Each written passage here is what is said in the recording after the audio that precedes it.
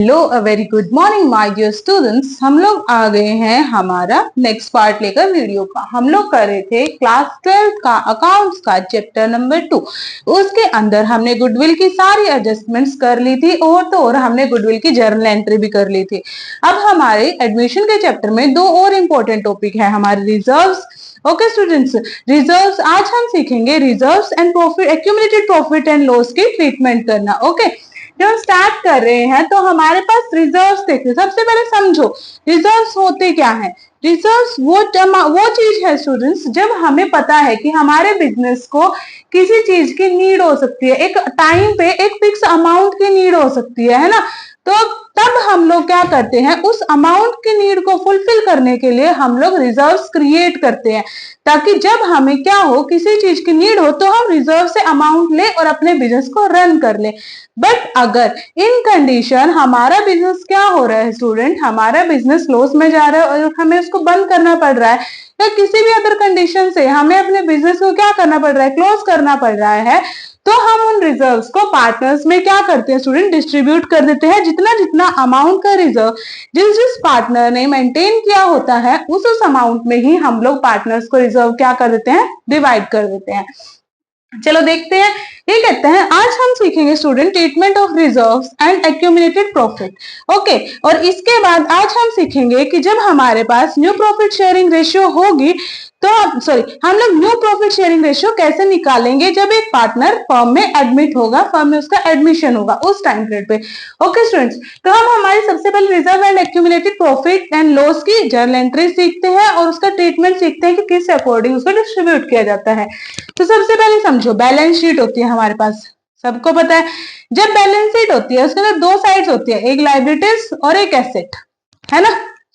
Liability side हम लोग reserves को लिखते हैं स्टूडेंट्स। क्यों लिखते हैं लायबिलिटी साइड हम लोग रिजर्व्स को, बिकॉज हम लोग क्या करते हैं, हम लोग रिजर्व्स मेंटेन करते हैं और अभी हमें रिजर्व्स का अमाउंट क्या करना है, पार्टनर्स के अंदर डिस्ट्रीब्यूट करना है। दैट्स व्हाई हम लोग रिजर्व को लायबिलिटी साइड लिखते हैं। और साथ के साथ पी एंड एल, अगर हमारे पास प्रॉफिट एंड लॉस के अंदर प्रॉफिट आया है तब हम लोग क्या करेंगे स्टूडेंट, उस अमाउंट को लायबिलिटी साइड कैरी करेंगे। क्यों, क्योंकि हमारा प्रॉफिट एंड लॉस का ये क्या है, क्रेडिट बैलेंस है, दैट्स व्हाई।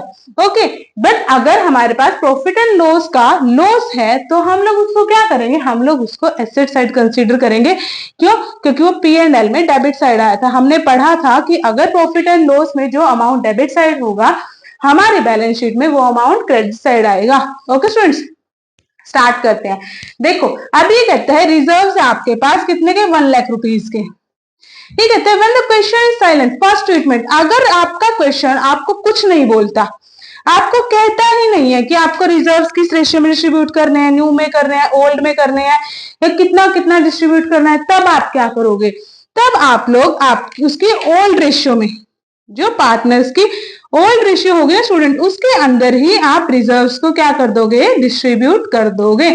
ठीक है, एक एग्जाम्पल के थ्रू देखते हैं। जैसे कि हमारे पास 3 पार्टनर थे, ए बी एंड सी। उनकी ओल्ड रेशियो थी 1 1 एंड 1। अब इनकी न्यू रेशियो हो चुकी है 3:2:1। बट आपको क्वेश्चन में बोला गया then reserves are for 1 lakh rupees and you have to distribute this in partners. But उन्होंने कोई एडजस्टमेंट नहीं दी कि आप लोगों को रिजर्व, आप लोगों को पार्टनर्स की new share profit share ratio में करना है, ओल्ड में करना है, किसी में करना है, कुछ नहीं बताया। तो हम लोग क्या करेंगे, जो हमारी ओल्ड प्रॉफिट शेयरिंग रेशियो है ना स्टूडेंट, उसके अंदर उसको डिस्ट्रीब्यूट कर देंगे। ओके, तो हमारे इसके अंदर स्टूडेंट्स जर्नल एंट्री कैसे होती है, कल बताया था ना। रिजर्व्स, अगर रिजर्व्स के अंदर गेन है, यानी कि पार्टनर्स गेन कर रहे हैं, तो हम लोग क्या करेंगे, हम लोग रिजर्व अकाउंट डेबिट, इसके अंदर डायरेक्ट करते हैं reserve account debit to A's capital account to B's capital account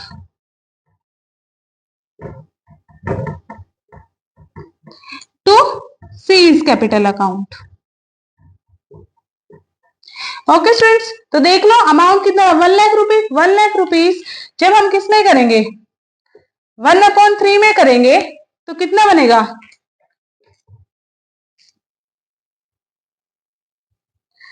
यहाँ पे 90,000 ले लेते हैं, थोड़ा हमारे लिए इजी हो जाएगा कैलकुलेशन के अंदर, बिकॉज हम एग्जाम्पल ही लेके चल रहे हैं, नथिंग एल्स, दैट्स व्हाई 90,000 कर लेते हैं। ओके, तो कितना आ जाएगा, ईच का 30,000 आ जाएगा। यहाँ पे लिख देंगे 90,000, यहाँ पे 30,000, फिर से 30,000 और 30,000।